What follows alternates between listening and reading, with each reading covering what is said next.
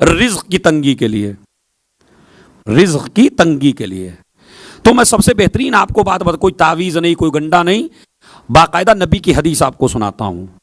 رزق کی تنگی کے لیے ہمارے نبی نے یہ 2 سورے بتائے، ایک سورہ واقعہ اور ایک سورہ علم نشرح۔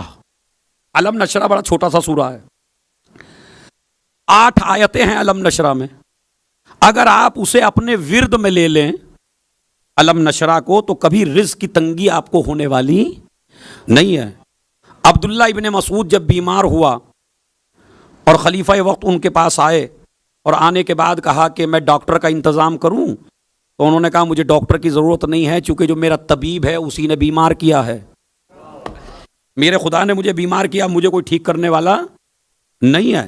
انہوں نے کہا تو میں تمہارے لیے کچھ انتظام کروں؟ کہا میں تو قبر میں جا رہا ہوں، مجھے مال کی ضرورت ہی نہیں ہے۔ انہوں نے کہا آپ کی جوان بیٹیاں موجود ہیں، ان کا کوئی سہارا نہیں ہے؟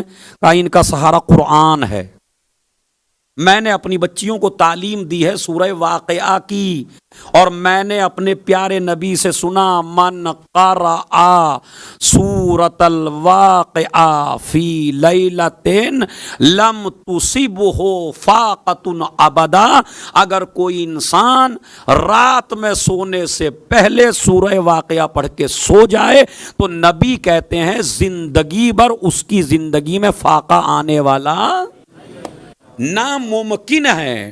سورہ واقعہ پڑھنے کے 3 فائدے ہیں۔ پہلا فائدہ فقیری دور ہوتی ہے، دوسرا فائدہ جب خدا سے ملاقات ہوگی تو کأنہ ایسے ہو جائیں گے جیسے چہرہ 14ویں کی رات کا چاند۔ روایت ہے باقاعدہ کہ سورہ واقعہ پڑھنے والے کا چہرہ اللہ کے سامنے ایسا ہو جائے گا جیسے 14ویں کی رات کا چاند، بدر جسے بدر کہتے ہیں، ایسے ہو جائیں گے۔ اور تیسرا فائدہ، جو آدمی جنت میں جانے کا زیادہ مشتاق ہو تو اسے چاہیے سورہ واقعہ پڑھے۔ فاقہ دور کرنا ہو تو واقعہ پڑھے، چہرہ نورانی بنانا ہو تو واقعہ پڑھے، جنت میں جانا ہو۔